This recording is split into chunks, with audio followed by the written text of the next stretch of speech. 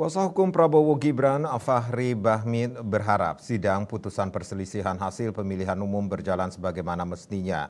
Fahri sangat berharap putusan MK dapat menyelesaikan perselisihan antar kubu paslon dengan solusi konstitusional.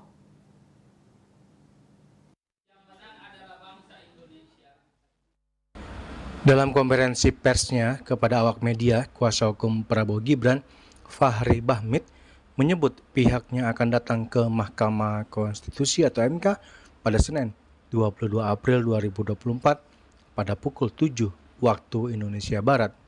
Hal tersebut akan digelarnya sidang pembacaan putusan sengketa Pilpres tahun 2024.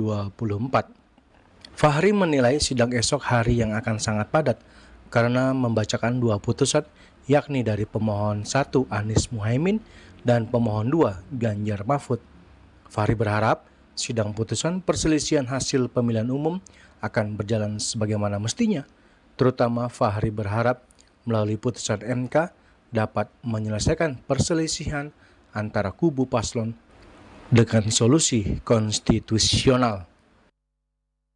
Dalam menerima sekelas panggilan secara resmi pertanggal 19 April kemarin ya, jika semua pihak itu diwajibkan untuk menghadiri agenda untuk pembacaan putusan baik dalam perkara dengan register 01 maupun perkara dengan register 02. Agenda persidangan besok itu dimulai tepat pada pukul 9.00 sesuai dengan permintaan dan undangan atau panggilan dari Mahkamah Konstitusi, sehingga kami tim kuasa hukum secara lengkap ya, di bawah pimpinan Profesor Yusri besok pagi kami sekitar pukul 7.00 sudah berada di gedung Mahkamah Konstitusi dengan agenda tunggal yaitu mendengarkan putusan atau pengucapan putusan Mahkamah Konstitusi. Jadi karena besok ini sangat dibaca secara lengkap ya, dalam artian dua perkara sekaligus, jadi mungkin sangat padat ya, karena pasti putusan MK itu ribuan halaman, sehingga pasti persidangan itu sampai dengan sore hari.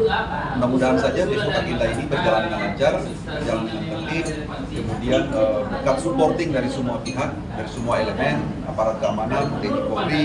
Tentunya kami harapkan sungguh bahwa agenda besok ini menjadi berjalan sebagaimana mestinya, agar yang saya katakan tadi, bahwa adanya kepastian terhadap persoalan perselisihan ini bisa diselesaikan dengan cara yang baik, adanya solusi konstitusional tentunya agar persoalan agenda-agenda ketatanegaraan semacam itu dapat berjalan sebagaimana yang telah ditentukan oleh peraturan perundang-undangan.